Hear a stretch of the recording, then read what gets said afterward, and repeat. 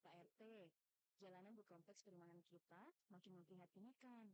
Sebenarnya ini tanggung jawab siapa sih? Developer atau pemerintah? Benar Bu, saat ini tengah dilakukan warga untuk membuat kesepakatan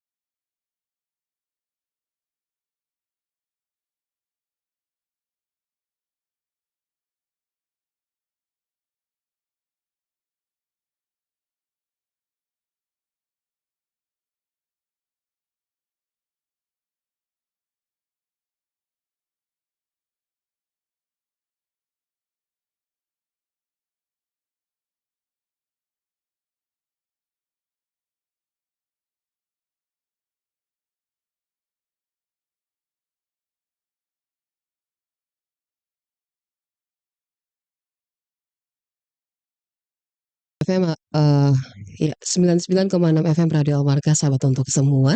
Untuk sahabat Almarkas yang saat ini juga kembali mendengarkan program kami yaitu Talk Show Inovasi. Dan pada kesempatan hari ini tentu saja kita bersama dengan narasumber saya, dan kali ini saya ditemani oleh Bapak Dr. Muhammad Amri Iqbar, merupakan Kepala Bidang Inovasi dan Pengembangan Teknologi Brida Kota Makassar. Tamu saya hari ini ada Ibu Rima Kusuma Dewi selaku inovator Jampangi RSUD Daya Kota Makassar. Assalamualaikum. Waalaikumsalam warahmatullahi wabarakatuh. Ya, kita bertemu lagi di Talk Show Inovasi. Setiap pekan kita ada Talk Show Inovasi dengan inovasi yang berbeda dari setiap OPD ya, dan juga dari pihak sekolah. Kemarin itu kalau tidak salah dari mana ya? Saya lupa Pak Amri. Dari sekolah swasta. Oh, dari sekolah swasta, dan itu menjadi salah satu tamu pertama Pak ya di talk show kita Inovasi. Nah, kali ini kita akan membahas, dan kebetulan ini di Rumah Sakit Umum Daerah Daya milik Kota Makassar, di mana rumah sakit ini milik Kota Makassar yang sempat ya dalam tanda kutip ini sekarang kan berubah wajah, mulai dari tempat keluar, dalam, mulai dari pelayanan juga pasti ada perubahan. Dan itu pasti dirasakan oleh masyarakat Kota Makassar yang memanfaatkan rumah sakit. Sebelum-sebelumnya kan banyak komplain nih, ya banyak komplain karena ya mungkin ya lain pimpinan, lain kebijakan.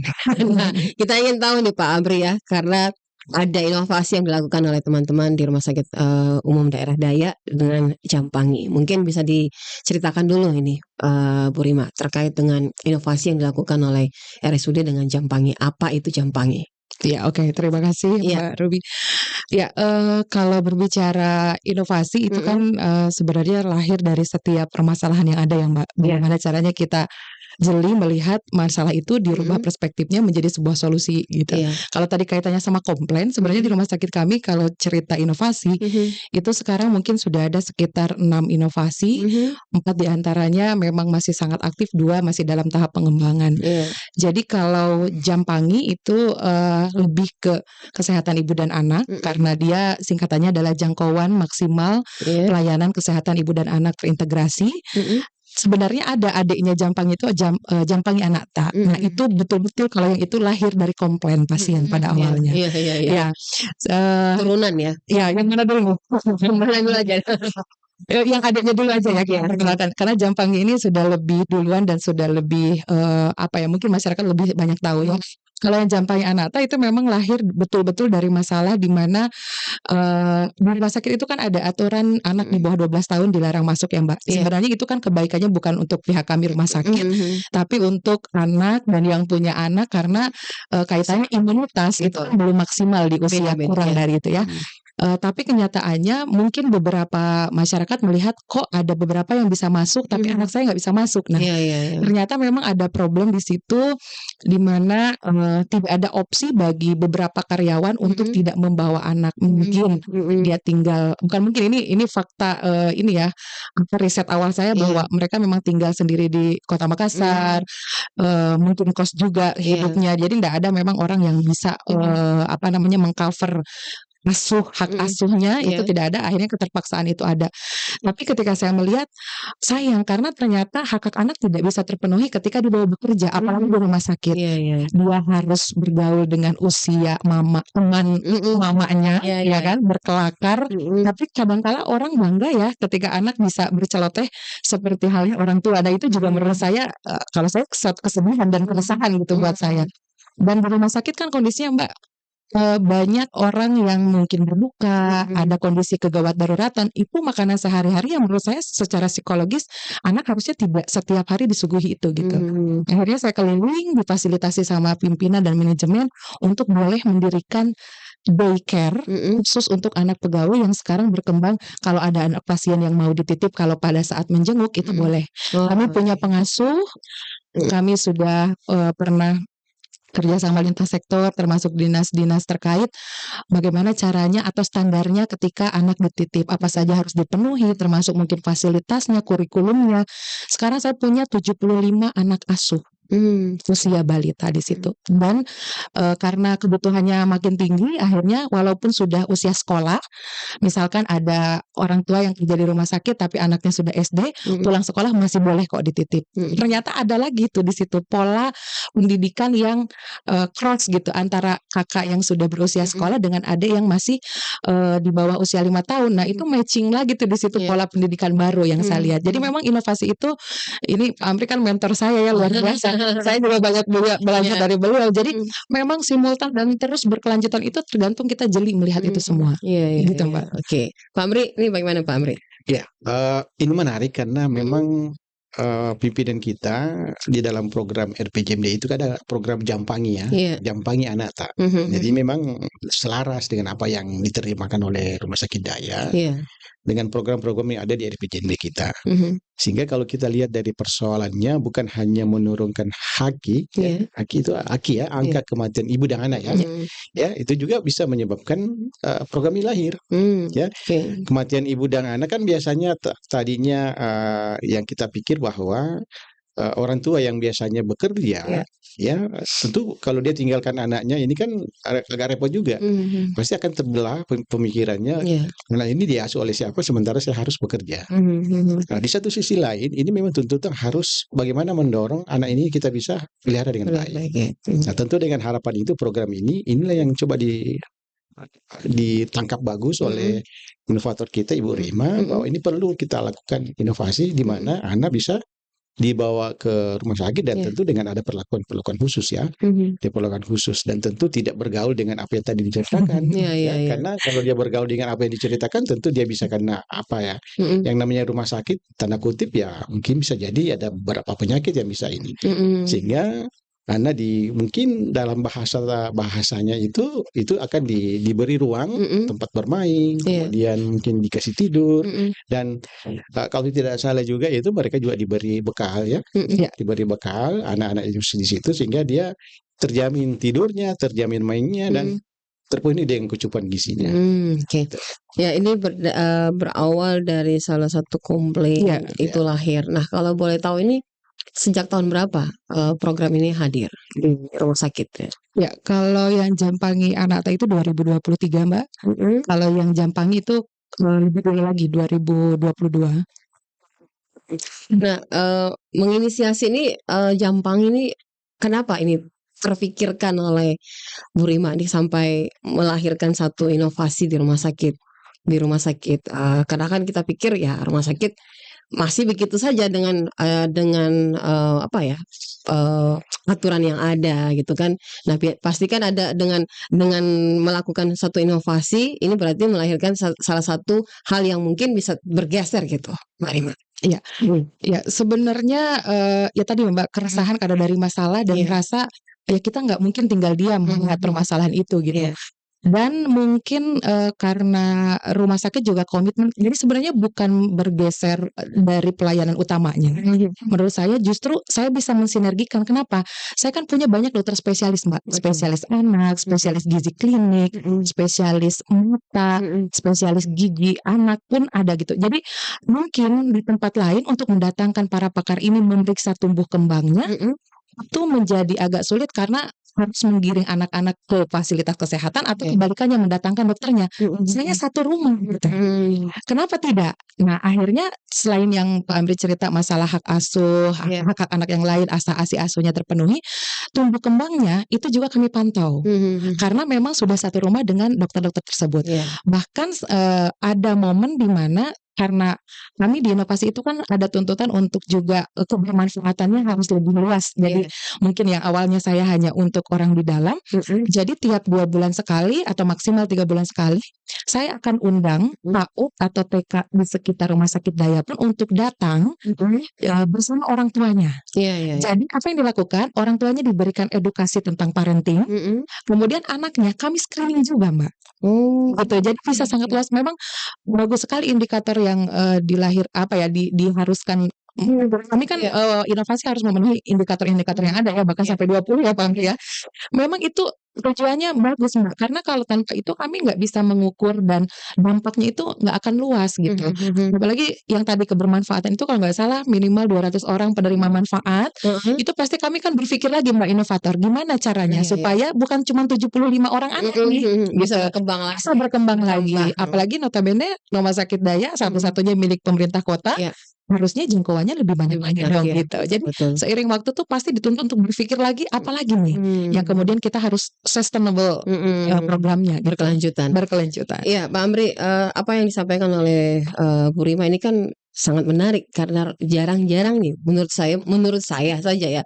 Entah kalau pikiran orang kalau di rumah sakit itu kan inovasi tidak selalu ada gitu. Paling dari segi kita ini sebagai pengguna ya, pemakai jasa, kadang-kadang kita merasa kok enggak seperti ini pelayanannya, kita mau seperti ini pelayanannya. Nah, itu kan biasa tuntutan dari pasien, keluarga pasien. Seperti yang dikeluhkan tadi bahwa ketika anak-anak kita bawa anak terus dilarang masuk, kita kan kadang-kadang komplain, kok enggak bisa masuk? Kan anak saya usianya segini kan. Ternyata itu diberi edukasi diedukasi untuk bisa anak-anak itu tidak terpapar. Itu kan salah satu pencegahan yang dilakukan. Nah, Pak Amri bagaimana melihat inovasi yang dilakukan oleh teman-teman di RSUD, Pak? Pasti Brida juga tidak dalam hal ini mendampingi terus gitu, Pak. Iya, apalagi untuk memenuhi indikator tadi itu 20. Betul. Jadi sebuah rumah sakit itu kalau ingin pendapatannya meningkat, karena mereka kan tidak dibiayai lagi dengan APBD-nya kurang banyak ya. Artinya kita kan mereka harus berupaya meningkatkan pendapatannya sendiri. Salah satu cara untuk meningkatkan pendapatannya tentu dengan pelayanan. Betul. Pelayanan ini dilakukan tentu dengan berbagai inovasi. Bisa saja saya ini sebagai pemakai orang sakit, kemudian begitu masuk bawa anak, terus tidak dilayani. Ini kan bisa jadi dongkol saya. Saya pindah saja di rumah sakit lain. Betul. Artinya kan apa yang dilakukan oleh rumah sakit Daya dalam hal ini itu tidak terlepas dari pelayanan. Sehingga semakin banyak orang yang dilayani, semakin enak dilayani, tentu semakin income pendapatan dari rumah sakit juga meningkat. Tentu kembali juga kepada orang-orang yang di dalam karyawannya juga bagus. Tentu mereka juga punya penghasilan yang lebih bagus. Sehingga tepat sekali kalau bicara layanan itu dia harus melihat dari aspek persoalan apa sih sebenarnya yang dibutuhkan oleh masyarakat. Dalam hal ini mereka juga bisa masuk dan bisa terlayani.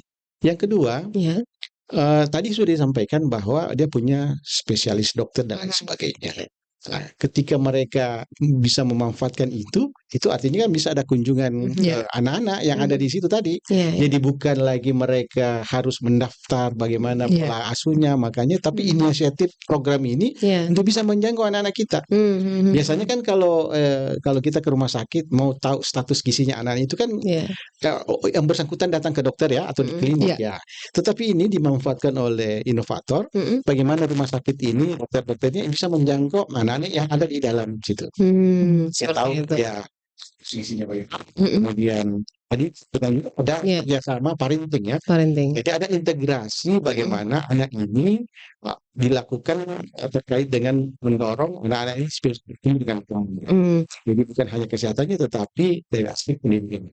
Berarti ini bangun kolaborasi ya, Mbak Bu Rima membangun kolaborasi. Nah, saya mau tahu ini kan ketika ada inovasi tentu akan ada banyak perubahan di dalam rumah sakit. Ini pasti ada, apakah ada pro kontra terjadi di dalam rumah sakit ketika inovasi ini akan lahir gitu? Pasti ada lah. Sudah membaca ya. Karena istilahnya begini, mindset kita itu kan beda-beda. Ketika kita ingin memajukan satu perubahan, itu kan pasti ada yang pro dan kontra. Menurut mereka kan belum dijalani, kan kita jalani dulu gitu kan. Ada yang mau lihat hasilnya dulu, ada yang mau lihat kita jalani dulu lah. Ada yang mau lihat kita lihat dulu hasilnya baru kita berjalan gitu kan. Ada yang seperti itu ya. Ada yang banyak ya. Gini Mbak, inovasi itu kan berarti sebuah cara baru ya, metode baru atau proses yang baru dari sesuatu mungkin yang sudah ada di tempat itu sebelumnya gitu. Memang betul mindset yang fix itu tidak sedikit. Artinya zona nyamannya dan segala macam ketika terjadi sebuah perubahan. Yang mempertanyakan banyak, yang meragukan pasti ada. Tapi kalau jiwanya udah inovator nih, justru itu challenge Mbak buat kita. Dan saya selalu mau, nggak masalah itu orang punya hak untuk mempertanyakan, menanyakan efektivitasnya, apakah berhasil apa tidak. Tapi jangan menyurutkan kita untuk terus mewujudkan itu gitu. Dan awalnya karena ini ide itu betul-betul gotong royong dari orang rumah sakitnya sendiri. Betul Mbak, jadi untuk menggajinya yang pengasuh dan segala macam itu betul-betul dari kerelaan orang tua. Bahkan masih kurang. Gimana nih caranya? Inovator kan pasti mikir lagi nih. Gimana caranya program tetap jalan dengan keterbatasan yang ada. Sampai kepada bisa meyakinkan dan orang tua semua terpanggil, dan itu keajaiban buat saya. Sampai sekarang kadang suka nangis Mbak kalau bayangin itu. Sampai mereka terpanggil bahwa Bu Rima, kalau saya cuman iuran segini bisa ya? Kasihan ya. Jadi bukan saya yang menaikkan tarif Mbak. Tarif iuran ya. Iuran dalam arti kita nggak ada tarif khusus keluar, tapi dalam arti rereongan untuk operasional itu berjalan awalnya. Jadi mereka yang kalau lebih dari ini boleh nggak? Oh saya bilang boleh sekali. Sampai rumah sakit pun sekarang karena ada beberapa indikator harus ada dukungan anggaran. Akhirnya rumah sakit pun punya planning, punya waktu untuk menganggarkan. Jadi saya sangat terbantu untuk setelah berjalan memang. Memang di awal yang paling penting adalah dukungan pimpinan. Karena kalau nggak ada itu sulit kita, karena pengambil kebijakan kan beliau. Cuman jangan pernah patah semangatnya, karena saya yakin kalau niat baik kita masih bertemu orang-orang yang baik. Dan itulah para orang tua itu yang kemudian melihat niat kita. Oh ini idenya bagus kok, walaupun mungkin di awal kita belum lihat kelihatan hasilnya apakah nanti anaknya seperti apa dan segala macam, tapi mereka ini yang membersamai saya semua. Jadi akhirnya jalannya lebih semangat gitu loh Mbak, lebih lempeng. Sampai di titik dimana yang tadi meragukan, mempertanyakan, itu bisa mengakui, oh iya memang tujuannya bagus dan hasilnya saya akui bagus gitu. Dan menurut saya nggak masalah. Itu butuh waktu dan itu hak setiap orang. Yang pasti kan ada terus gitu tantangannya. Yang penting kitanya nggak surut langkah aja gara-gara itu. Iya, bukan masalah sih kalau masalah itu. Amri dan Mbak dan Bu Rima ini memulai satu hal yang baru itu kan memang tidaklah mudah ya. Apalagi kalau kita yang memikirkan dan menjalankan itu kan butuh support dari orang sekeliling. Ketika orang-orang di sekeliling kita tidak mensupport itu kan agak sulit. Betul. Ketika orang-orang di sekitar kita mensupport ya itu salah satu effort buat kita dan salah satu buat kita, wah saya dapat dukungan, kita harus beri yang terbaik gitu. Nah alhamdulillah Jampang ini mewakili apa yang menjadi keraguan orang gitu kan. Nah Pak Amri pasti dari tim Pak Amri sebagai tim yang mendampingi tim-tim inovator ini kan melihat satu perubahan yang ya itu kan tidak sekejap gitu, harus butuh proses yang mereka lewati. Nah seperti apa ini Pak Amri? Sebenarnya kan ada yang menggunakan jasa katakanlah seperti itu ya, yang bawa anak kan dia melihat dulu. Maka dengan menitip seperti itu, apa sebenarnya servis yang diterima oleh rumah sakit kepada anaknya kan? Ya tentu dengan melihat itu, persoalan itu dengan lihat jasa yang dilakukan. Sebenarnya awalnya tidak seperti itu, tidak awalnya seperti itu, tetapi karena ada kos yang harus dibiayai dan sebagainya, akhirnya ini kan berdampak bagus, ya. Jadi ada partisipan yang muncul. Bahwa ada kerelaan bahwa setelah anak saya dititip di situ daripada mereka ngambil aja dititip di tempat lain, kosnya bisa juga ke sana, yang terkontrol, terkontrol, ya. Nah ini kan dia bisa setiap saat jam istirahat dia bisa kontrol anaknya, ya seperti itu. Sehingga bukan hanya persoalan titip menitip, tetapi kontrol yang berkaitan dengan tumbuh kembang anak ini dilakukan oleh Jampangi. Karena start awal, katakanlah misalnya begitu dia masuk, katakanlah ditimbang dulu ya, mungkin ya. Ada pemeriksaan fisik dulu di awal, ya. Oh ini gizinya kurang, ini tingginya sekian dan sekian. Kemudian setelah dia berada di situ, ada perlakuannya. Ini kan ada tumbuhan, ada peningkatan berat badan dan lain sebagainya. Mungkin anak ini lebih bagus dibandingkan dengan sebelumnya, ya. Hanya kan ada kerelaan daripada orang tua bisa mengeluarkan. Tadi sudah disampaikan Ibu Rima, biarpun bayar sekian begini, mereka tidak keberatan. Nah itu yang mereka lakukan. Sehingga saya lihat secara ini bagus untuk mereka. Karena ada jasa, ada hasil yang dibawa, dan juga ada langsung terlihat gitu ya. Nah Pak, bagaimana apa yang kira-kira teman-teman dari inovator ini, salah satu kan Bu Rima hadir di sini. Ini untuk terus program ini bisa berkelanjutan. Tentu motivasi dari BRIA itu kan penting gitu Pak. Silakan Pak. Baik, inovasi ini kan harus dinamis ya. Ya kalau kita hitung dari sekian itu Jadi Jampangi ini kemudian nanti kembali lagi. Nah, rumah kita beberapa kementerian itu melihat inovasi itu harus berkelanjutan. Kemarin pun kami juga melakukan lomba dari Labino, kemudian Labino Beken, kemudian menjadi inkubator, itu berkelanjutan. Itulah sisi pandangan mata daripada Pan RB, melihat inovasi itu harus berlanjut terus, jangan karena misalnya cuma satu sisi gitu aja terus. Sehingga kami senantiasa untuk melakukan pendampingan di mana sebenarnya keberlanjutan yang harus mereka bangun, sehingga inovasi ini betul-betul lebih luas lagi, lebih besar dampaknya, lebih bisa mengakomodir dari semua ini. Karena tujuannya adalah bagaimana menurunkan kematian ibu dan anak. Kalau kematian ibu dan anak kan masih tinggi. Iya betul. Jadi cara-cara dari sudut pandang yang oleh inovator itu gini cara. Biasanya juga kalau ibu apalagi kalau kita bicara Jampangi saja sendiri itu, ibu yang hamil pun yang masuk di situ diperlakukan dengan khusus. Ya bukan begitu dia mau melahirkan taruh di situ tempat tidur, disuruh apalagi namanya melahirkan dan sebagainya. Ada perlakuan, sehingga mereka pada saat dia melahirkan dia mudah untuk melahirkan. Nah ini mungkin lebih cerita. Nah sebelum diceritakan soal itu, saya penasaran nih, apa saja yang didapatkan bagi anak-anak yang dititip di situ kan, tempat dikir ini kan seperti tadi ada kolaborasi yang dibangun. Nah ini apa saja ini? Ya kalau anaknya ya pastinya tadi Mbak kembali ke core-nya adalah hak anak itu ya asi asuhnya kan ada ya. Jadi dalam pengawasan dan kontrol pengasuhan yang optimal. Terus kemarin ada lagi malah bayi. Saya awalnya kaget juga. Waduh, bayi sekali nih di bawah 6 bulan, Pak. Karena ibunya baru selesai cuti. Saya bilang, wah ini perlakuan khusus lagi nih gitu. Tapi saya ngobrol sama pengasuh dan segala macam, kita rubah banyak cara.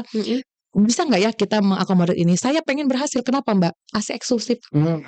Kalau anaknya misalkan kan banyak daycare yang di bawah 1 tahun justru dia keberatan karena agak sulit mengasuhnya. Saya bilang justru ini jangan, supaya kita jadi semacam pilot project lagi, supaya kita tahu polanya kalau anak bayi gimana ya gitu. Dan itu berhasil. Sekarang anaknya udah usia 9 bulan. Jadi saya bilang pokoknya ibu 2 jam sekali ibu harus datang ke sini. Dan untungnya ibunya itu di poliklinik. Jadi kan range waktu prakteknya dia bekerja lebih pendek ya Mbak. Jadi saya bilang enggak, nasinya enggak boleh putus, ibu 2 jam sekali ke sini. Dan kalaupun kan nasi on demand ya, artinya kapanpun anaknya mau, kalau kurang dari 2 jam kami akan tetap hubungi.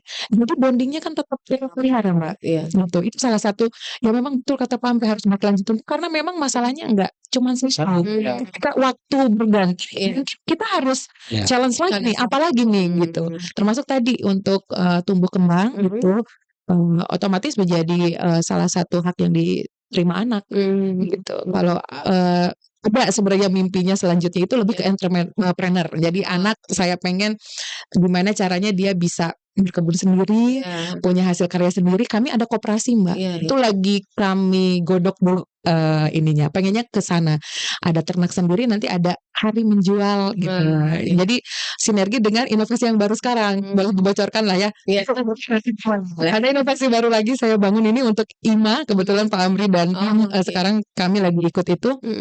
Judulnya Pesona Daeng, pengelolaan sampah organik, anorganik dan pengelolaan penghematan energi. Jadi kaitannya ke situ. Jadi kami semua kelola sampah-sampah rumah sakit non infeksius ya pastinya. Jadi banyak produk mungkin nanti akan kami presentasikan juga. Mudah-mudahan nih Pak Amri lolos besar ya. Kalau lolos mungkin nanti kami akan bawa juga produknya dan presentasi. Nah nanti akan kami sinergikan inovasi yang satu dengan yang lain, di mana anak-anak punya kontribusi juga untuk mengelola sampahnya yang ada di rumah sakit. Nah ini keberlanjutan yang tadinya yang tidak pernah hadapi banyak ya jadi luas. Jadi itu kan salah satu metode yang harus dilakukan supaya dia lebih melayani ya seperti itu. Artinya Rumah Sakit Umum Daerah Daya ini punya inovasi sang inovator yang memberikan tantangan ya. Maksud saya ini tantangannya itu bukan hanya di Barimaja tapi tantangan itu buat seluruh karyawan yang ada di sana. Kami juga tim kan Mbak. Saya nggak kerja sendiri, pasti yang hebat pimpinan saya, teman-teman saya itu komitmen sekali gitu. Tadi saya tinggal ke sini aja mereka lagi panen kompos yang kemudian dijadikan lagi penghijauan di rumah sakit gitu. Iya, saya sendiri kan tinggal di arah timur Pak Amri. Jadi saya lihat nih sedikit ada perubahan di rumah sakit ya, yang tadinya parkiran yang mulai sembraut gitu kan. Saya termasuk pengguna jasa rumah sakit tetangga. Jadi tahu Pak, jadi tahu dari ada perubahan dengan tidak ada perubahan. Kelihatan sekali. Pernah menggunakan juga beberapa kali, sempat genap juga orang tua di sana. Jadi melihat ada perubahan-perubahan yang memang dilakukan, mulai dari pelayanan, terus termasuk juga cara komunikasi dari perawat-perawat yang juga memang ada perubahan. Nah ini kalau rumah sakit semua seperti ini kan istilahnya begini, kita juga pasien yang tadinya sakit itu kan bukan hanya obat yang menyembuhkan kita ya Pak, ada salah satu hal yang membuat kita bisa sembuh ya, seperti mungkin ketemu dengan perawat yang ramah, dokter yang ramah, dan orang-orang yang ada di sekitar itu kan bisa ramah, bisa memberikan pelayanan yang ramah. Nah Pak, bentuk komitmennya ataupun bentuk apa yang harus dilakukan oleh teman-teman bagi sang inovator ini Pak, bagi inovasi-inovasi yang harus terus berjalan dan berkelanjutan ini Pak Amri, untuk baik itu tingkatan OPD maupun yang lainnya. Ya, karena dia kan sifatnya pelayanan ya, pelayanan publik. Bagaimana orang yang kunjung ke sana itu masih nyaman. Apalagi kalau misalnya tadinya mau sakit keras, baru 1 hari sudah sembuh. Karena mungkin bisa jadi karena perawat yang ada di situ lebih care, lebih siap melayani dan lain sebagainya. Dan itu memang harus menjadi salah satu syarat sebuah rumah sakit itu harus bisa mampu meyakinkan bahwa perawat bukan hanya diberi obat dan lain sebagainya, tapi melayani pun juga dengan baik, itu bisa menyentuh ya, bisa menyentuh. Dan itu hasil penelitian lebih banyak yang mempengaruhi ketika mereka lebih minum obat daripada melayani. Betul. Ya ketika pelayanannya bagus, kemudian sentuhan hati yang dilakukan, kemudian dan lain sebagainya, bisa jadi obat yang tadinya diresepkan itu tidak jadi dimakan. Dan bisa jadi seperti itu. Dan saya kira rumah sakit daya harus lebih banyak seperti itu. Dan beberapa contoh kemarin Ibu Sidan ya berkunjung di sana itu melihat rumah sakit daya. Ya, saya berpikir kenapa sih seorang ibu presiden mau berkunjung ke rumah sakit daya? Karena informasinya dan lain sebagainya ini kan sudah tersampaikan kepada Ibu, ya, sehingga ternyata dia ingin mengecek apakah betul apa yang dilakukan oleh rumah sakit daya seperti itu begitu adanya. Ya, kalau nggak salah ya, nggak salah ibu Jokowi hadir di sana ya, Pak ya. Nah, Bu Rima ini kan apa ya, memulai inovasi ini kan satu langkah kemajuan bagi rumah sakit, dan di sekeliling kita itu kan tadi sudah disampaikan bahwa ya banyak yang percaya dan tidak percaya gitu. Tetapi ketika inovasi ini mulai perlahan berjalan, terus kira-kira apa yang dirasakan oleh Bu Rima sendiri di awal gitu, di awal ketika merintis inovasi ini gitu, Gini Mbak, bersama saya tim. ya saya tuh anaknya mind blowing ya. Jadi tiba-tiba banyak letupan ide gitu. Dan nggak bisa tidur Pamri kalau belum dieksekusi. Gitu. Jadi kayaknya harus terorganize dan apa namanya, ada target. Jadi kalau tadi Mbak bilang gimana kalau mentok, gimana yang meragukan, itu kan berarti langkah besarnya agak susah tuh. Iya, betul. Saya ganti fokusnya. Saya ganti dengan fokus kecil, yang penting nggak berhenti. Fokus pada langkah kecil aja dulu, sambil mungkin kadang-kala banyak situasi yang nanti tepat waktunya, tepat momennya ada aja jalannya gitu. Jadi kalau lompatan kita besar agak sulit, fokusnya langkah kecil aja. Jadi sambil berjalan nunggu momen yang tepat, itu terbuka. Ini kan terjadi sekali yang inovasi baru sekarang. Kemarin agak susah nih ya gitu ya, karena baru Mbak, baru lagi untuk tahun ini. Tapi tiba-tiba ada waktu, ya udah saya ganti tadi fokusnya kecil, pokoknya saya menanam aja, saya bikin kompos aja terus gitu setiap hari sampai betul-betul ada hasilnya. Tiba-tiba ada penilaian Adipura. Hari Senin ini Pak Amri. Nah, otomatis kan yang tidak ada kepentingan dengan inovasi pun karena ada kepentingan yang lain, ternyata bisa sinergi Mbak. Jadi mungkin nanti kita akan lembur nih, Jumat, Sabtu, Minggu, dua-duanya kan bisa jalan Mbak. Jadi orang yang mungkin belum tersentuh dari tadi inovasinya sendiri mungkin merasa ini kepentingannya buat saya apa sih gitu. Kan ada aja ya, meskipun tidak banyak sih alhamdulillahnya. Jadi akhirnya lama-kelamaan dia pun oh iya ternyata ketika saya open mindsetnya banyak kepentingan terlampaui. Dengan yang inovasi baru ini kan program K3 rumah sakit jalan, orang sanitasi keslingnya jalan, UPI-nya jalan Mbak. Gitu. Jadi kami jalannya bersama, inovator bersama beberapa komite rumah sakit yang ada. Jadinya satu tujuan, jadi lebih ringan buat saya ya gitu. Oh gitu. Ya karena ini ada kolaborasi Pak Amri, ada tim yang memang betul-betul bersinergi, yang ya ternyata satu kepala, satu isi kepala gitu. Kita sama-sama menuangkan ide dan bisa berjalan. Nah, apakah selama ini Pak Amri, tim dari Brida mengalami benturan atau mungkin ketika menemui inovator itu ada benturan? Nah, bentuk pendampingan yang diberikan oleh tim Brida ini Pak, karena kan tidak semua orang mau melakukan inovasi. Kalau kemarin cerita dengan Pak Kaban itu kan itu juga butuh support system dari segi pimpinan, terus juga butuh cash flow gitu kan Pak Bri. Ini seperti apa ini Pak? Ya, saya ingat betul Ibu Rima pada saat awal jam pagi, saya biasa menelpon, suruh staf saya, Pak Budi tolong ditelepon, suruh ke sini supaya kasihan ini kalau ini sudah idenya bagus kan, misalnya kami itu melihat idenya dulu.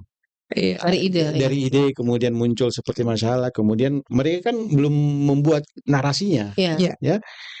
Waktu itu kita lakukan di hotel ya, di hotel, kalau nggak salah di salah satu hotel depan Sanudi itu, dan suruh kontak. Jadi kami kontak terus supaya dia datang, karena idenya bagus, dan saya kira ini yang bisa menjadi boom nanti. Ternyata memang setelah itu mereka didampingi langsung oleh Pak Direktur ya, Pak Direktur Pak Dr. Ari, Sekdis sekarang. Nah, sekarang pada saat itu kita coba dampingi bagaimana memahamkan sebenarnya narasinya, bagaimana latar belakangnya, kemudian tujuannya, karena di dalam menyusun profil inovasi ini kan harus wajib ini Pak. Wajib dalam pengertian nggak boleh kurang dari 300 ya, ada standar-standar yang harus dibangun. Kemudian bagaimana tujuannya, masalahnya bagaimana, apa dampak yang ditimbulkan, dan ini kan kalau seorang inovator yang baru menghadapi ini kan biasanya istilah kami itu muntaber, mundur tanpa berita. Mundur tanpa berita. Kami tidak mau ada mundur tanpa berita. Kami ingin terus dampingi terus. Hanya setelah selesai narasinya, program inovasi selesai, kemudian coba kita kumpul ini kan. Iya. Tapi ada 20. Bagaimana Pak ini kalau ini seperti ini harus Iya. pimpinan. Iya. Walaupun kita bilang ini ada komitmen pimpinan tapi tidak dituangkan dalam SK ya. Nah, ini harus ada bukti. Nah, sehingga legitimasi program inovasi ini harus dituangkan dalam pendanaan anggaran. Jangan bilang komitmen, tapi anggarannya nggak ada. Ya, masalah anggaran seperti itu. Dan saya kira sampai hari ini tadinya 1, kemudian sudah hampir 6 ya. Nah, coba hampir 6. Karena pemirsa pola yang Jabarung kita fasilitasi belum 1, kemudian walaupun sampai hari ini saya tidak bilang tolong dibuat lagi, dia sudah buat. Dia sudah buat. Karena ini bangun kebiasaan. Oh, ternyata membuat inovasi itu gampang. Iya. Dan ada kepuasan Pak Amri. Iya. Tampak baru. Jadi passionnya kerja, terus ada hasil yang ternyata semua orang bisa merasakan manfaatnya. Itu lebih dari apapun gitu. Nggak usah dikasih apa-apa, itu kita udah happy gitu. Betul. Tantangan setiap inovasi itu kan beda-beda ya. Nah, Pak Amri ini juga masih soal inovasi pendampingan. Kalau setiap inovasi kan butuh pendampingan yang berbeda-beda, Pak. Perlakuan yang berbeda-beda, Pak. Nah, apakah yang dirasakan juga ini sama, Pak, gitu? Ya, memang setiap inovator itu kadang memahami indikator itu berbeda-beda. Kadang biasa katakanlah keputusan, suara keputusan itu berpikir ya sudahlah, yang penting kita sudah ada keputusan kan. Suara keputusannya ada, entah dia mau keputusannya kepala sekolah atau kepala dinas atau keputusan wali kota atau peraturan wali kota. Kami punya standar. Biasanya kalau kita ingin mendapatkan prestasi yang bagus, standarnya harus bintang 3 yang awal saya ceritakan. Oh, ini boleh Bu, ini boleh SK-nya kepala sekolah. Tetapi kira-kira kalau Ibu mau mendapatkan bintang 3, Ibu mana jauh lebih bagus, apakah surat keputusan wali kota atau kepala sekolah? Wah, kalau gitu saya mau keputusan wali kota. Ya, kami dampingi lagi, Bu. Kami dampingi bagaimana caranya mereka mendapatkan surat keputusan wali kota. Dan kalau kita berpikir, mereka susah. Sulit, bagaimana caranya ya? Saya harus ketemu dengan Bapak Wali Kota, bagaimana katanya? Karena standarnya harus ada, jelas dan lain sebagainya. Ini kan agak sulit bagi para inovator. Sehingga kami memfasilitasi untuk itu, mengumpulkan siapa-siapa yang terlibat, kami yang akan mengeksekusi, membantu mereka untuk menyelesaikan. Sehingga itulah perlakuan kami. Jadi kira-kira kalau 20 indikator itu Bu, mungkin ada sampai 50% kami bisa bantu. 20 indikator ini apakah semua terpenuhi Pak dari seluruh inovator-inovator yang ada di Kota Makassar, dalam hal ini SKPD lah dan segala. Alhamdulillah semenjak kami menentukan target ya seperti Bu Rima ini di Jampangi itu semua terpenuhi. Karena kami dalam karena ini kan harus dilombakan indeks ya. Kalau misalnya Jampangi itu terpenuhi semua indikatornya dengan level bintang 3, jadi ada yang terpenuhi tapi tidak bintang 3 Bu. Nah, jadi standar kita itu bintang 3 terpenuhi semua. Jadi kalau terpenuhi bintang 3 semua itu artinya itu paling tidak dia sudah nilai kematangannya itu 111. Nah, 111 lah ini nilai kematangan kalau mereka setiap inovasi mereka kantongi, itu kan nilai indeks inovasi kita meningkat ya. Bisa bayangkan kemarin di tahun 2022 53,01 Bu. Kita punya indeks inovasi. Kemudian masih di tahun 2023 meningkat menjadi 70,28. Itu artinya satu inovasi itu hanya 0,38 kontribusinya. Berapa banyak inovasi kita dorong sampai menjadi 70, sekian. Dan luar biasa, teman-teman semua berpartisipasi. Jadi saya ingat 0,38 itu satu inovasi. 0,38. Jadi kontribusinya inovasi 0,38. Nah, kemudian dari 53,01 menjadi 70,28. Itu kan kontribusinya setiap inovasi itu meningkat. Karena nilainya 0,38 Bu ya. Berarti kalau dihitung 0,38 berapa jumlah inovasi yang bisa diserap dengan nilai kematangan yang sudah bagus. Sehingga standar kita itu nilai kematangan yang harus kita perjuangkan, kualitasnya. Jangan sampai misalnya dia hanya sekedar membuat keputusan, tapi keputusannya hanya berlaku di kepala sekolah saja atau rumah sakit daya. Jadi ini kita dorong supaya legitimasinya ini wali kota yang mengeluarkan. Ya, Bu Rima, dari 20 indikator ini memulai itu apakah langsung 20? Langsung 20 nih. atau langsung bertahap dulu gitu? Ya kami penuhi sesuai dengan standar pastinya, Oke. karena itu kan ada juga keterkaitan Mbak, antar indikator. Ya memang kalau seperti sekarang mau ikut IMA ya kami harus penuhi semuanya. Oke. Tapi dalam perjalanannya ya pasti satu-satu indikator sambil berjalan. Misalkan di situnya kan kita harus ada publikasi gitu ya Iya. di media dan segala macam. Itu kan sambil jalannya begini. Kami penuhi misalkan indikator sosialisasi atau BIMTEK-nya, tapi dokumentasinya itu kami kerjasama misalkan dengan media. Itu kan berarti dua bisa terpenuhi sekaligus. Iya. Jadi dari waktu yang diberikan sama Brida ya pasti kami harus optimalkan dan kami harus tahu manajemen waktunya. Karena kan ada penutupannya juga untuk menginput indikator itu. Ya cuman tadi ya betul yang dikatakan Pak Amri, kadangkala mungkin ada beberapa kondisi yang tadi Mbak level di kita yang bisa kita penuhi baru bintangnya 2 gitu. Yang inilah Brida kemudian membantu kami mendorong untuk ke level lebih atas lagi supaya jangkauannya bisa sampai bintang 3 gitu.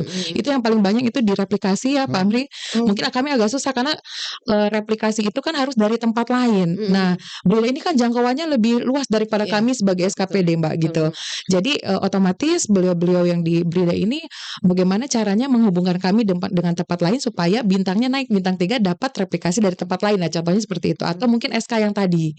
Karena level kepala dinas ada nilainya juga tersendiri, tapi kalau level wakil kota, nah itu juga yang bisa mendorong indeksnya lebih tinggi. Jadi Brida itu nggak bisa, memang kami nggak bisa lepas dari beliau-beliau mentor kami Mbak gitu, karena ada keterbatasan langkah yang memang dengan keberadaan Brida itu betul-betul mendorong kami menjadi lebih baik gitu. Iya. Nah, Pak Amri ini kan 20 indikator dan tadi juga harus memang dipenuhi gitu kan.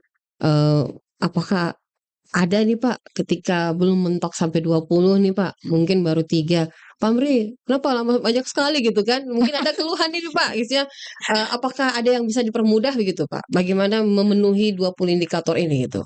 Kan ini kita membuat gambaran bagi orang luar juga gitu ya. Apa sih sebenarnya yang menjadi tolak ukur kalaupun melalui 20 indikator kan orang kan yang nonton kita nih melalui channel YouTube kita ataupun yang dengar kita kan bertanya ini indikatornya apa gitu kan. Orang kan bertanya tiba-tiba jadi dokter nggak pernah kuliah itu tiba-tiba kan itu ada indikatornya itu Pak. Silakan Pak Amri. Iya.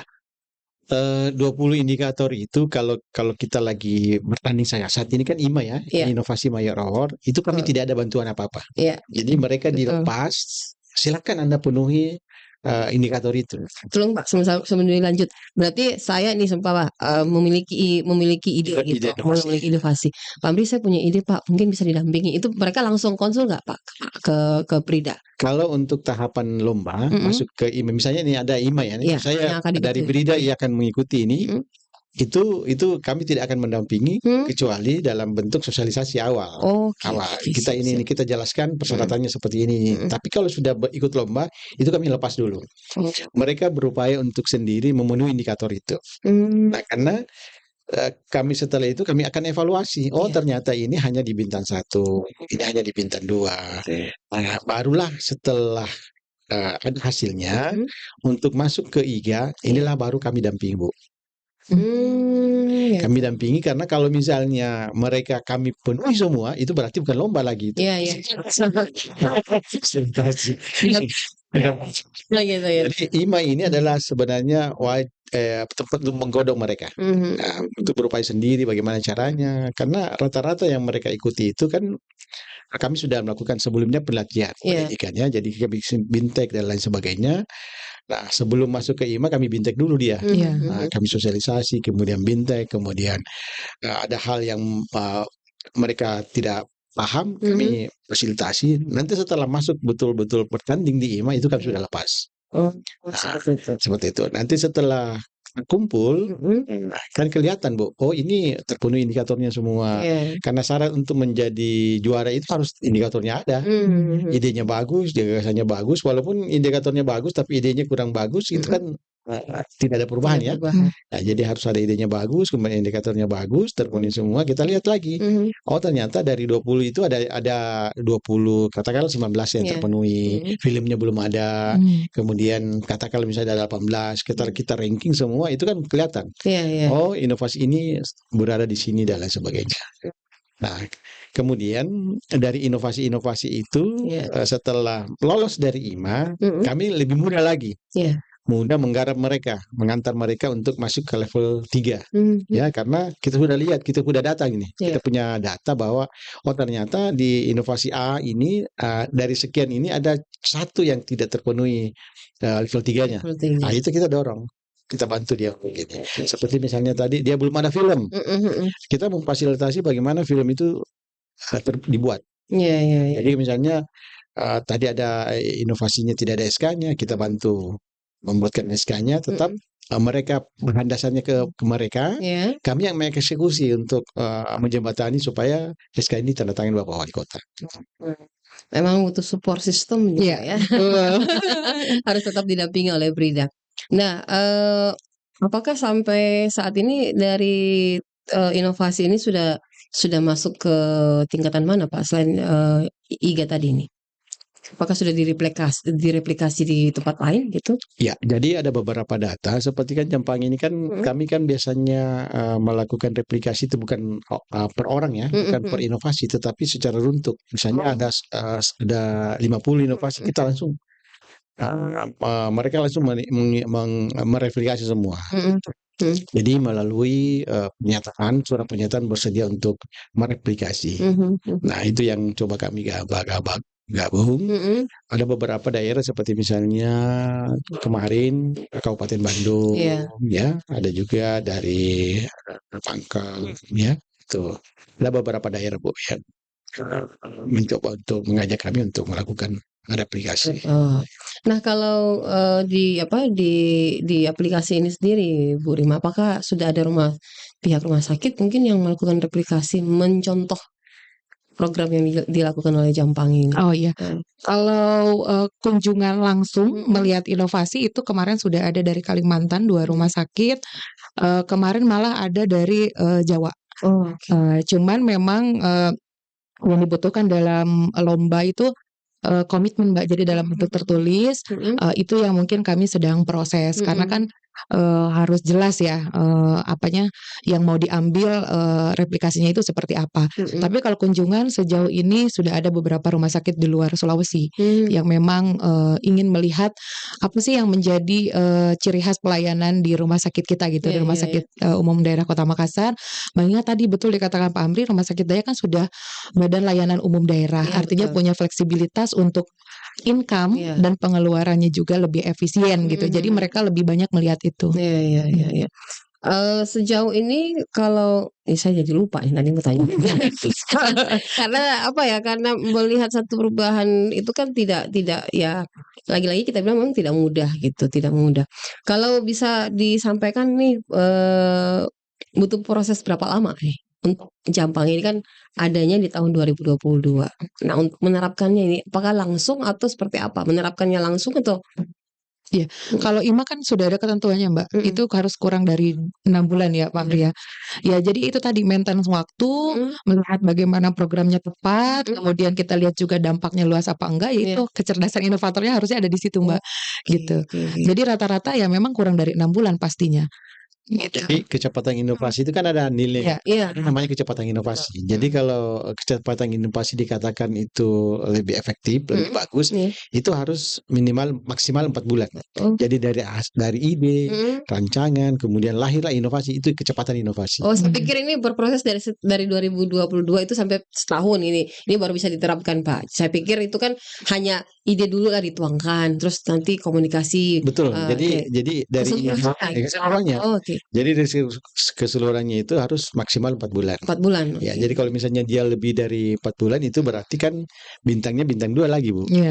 Jadi kalau dia 4 bulan itu nilai optimal. Optimalnya itu bintang 3.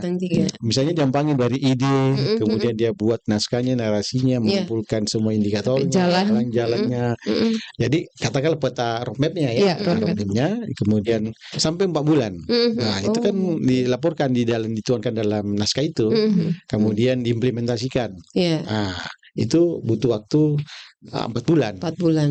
Tapi kalau misalnya dia butuh waktu 1 tahun dan lain sebagainya, itu kan nilai ratingnya dia cuma bintang 1, Bu. Begitu. Ya. Dari 2022 naik ke 2023 ada inovasi soal Jampangi Anata. Nah, ini turunan dari Jampangi naik ke Jampangi Anata. ini seiring dengan program pemerintah Kota Makassar dengan Jagai Anak tak mungkin. Ya, betul. Begitu. Ini lahir juga kenapa nih tadi, Mbak? Yang 2023 ini.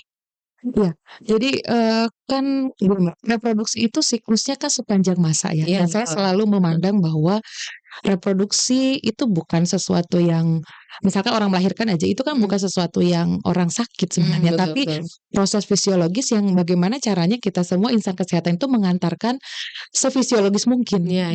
Tadi kan jampangi ibu itu karena ibu dan anak jangkauannya sampai dengan dia masa nifas selesai aman lagi sudah pakai alat kontrasepsi, bagaimana caranya perencanaan ke depannya tidak dalam jangka waktu yang dekat selesai itu. Nah, ya itu tadi kesinambungan itu karena ada challenge harus ada. Jadi saya pikirkan lagi, oke, sudah melahirkan, ibunya selamat gitu ya. Berarti kita fokusnya kemana nih? Ke kesehatan anaknya lagi dong. Nah, saya lihat, angkatan kerja perempuan itu sekarang dominan loh, gitu. Apalagi di Kota Makassar ya. Berarti ini nih yang harus urgent juga kita angkat seiring dengan permasalahan tadi ada komplain pasien dan segala macam yang kemudian kalau saya stop Mbak, saya pernah dapat fenomena seandainya nih rumah sakit sekenceng rumah sakit lain yang pokoknya nggak bisa karena ini rumah sakit nggak boleh bawa anak, apa yang Mbak lakukan? Saya kan wawancara satu persatu Mbak awalnya, jadi kayak riset awal gitu. Sampai saya terenyuhnya adalah mungkin saya akan berhenti bekerja, Miss. Gitu. Saya langsung wah luar biasa nih ya. Ternyata perjuangan seorang ibu tuh jadinya dan double garda Mbak. Satu untuk domestiknya dia sebagai ibu, tapi yang kedua juga dia harus bekerja gitu. Masa iya saya sebagai sama-sama perempuan mau ambil opsi itu sebagai manajemen? Pastinya tidak dong. Cari solusi lain yang pasiennya bisa teratasi keluhannya, kemudian si ibu yang bekerja pun dapat solusi yang baik dan anaknya itu tetap bisa kita akomodir dengan baik gitu. Gitu. Ya, Jadi ada solusi jadi Pak ya. paling tidak layanan rumah sakitnya jalan, Iya. kemudian layanan bayinya juga anak jalan. Seperti itu. Ini terjawab semua nih. Bisa maksudnya istilahnya apa yang menjadi tantangan di sana itu akhirnya bisa terjawab semua. Apa yang menjadi keluh kesah dari dari pengunjung, terus dari keluarga pasien, pegawai sendiri yang ada di dalam itu bisa terjawab. Oh, ternyata memang butuh satu ide dan gagasan yang memang dituangkan tidak hanya sekedar tertulis saja, tetapi memang perlu ada action. Ada action ya. Karena kan sekarang ini kan kita ide orang banyak. Orang ada ide banyak Pak Apri. Orang bisa melahirkan ide tapi actionnya nggak ada. Kan kata orang lebih bagus lagi kalau dia tidak sekedar bicara aja gitu. Makanya di dalam indikarnya itu tuh ada implementasi Bu. Itu idenya kemudian kecepatannya kapan diimplementasikan. Nah kelihatan di situ. Jadi misalnya jarak sekian ke sini implementasinya kelihatan. Nah, dibuktikan dengan start awalnya tadinya berapa ya? Berapa bayi Bu yang anak-anak yang tadinya dilayani? Iya, awalnya kan 50-an. Kemudian naik sekarang jadi 75. Ada yang udah lulus juga Pak. Karena dia kan mungkin sudah sekolah, sudah stabil untuk ditinggal di rumah. Ada lagi yang baru dilahirkan. Itulah yang kami ini jadi sekolah gak selesai juga Mbak siklusnya.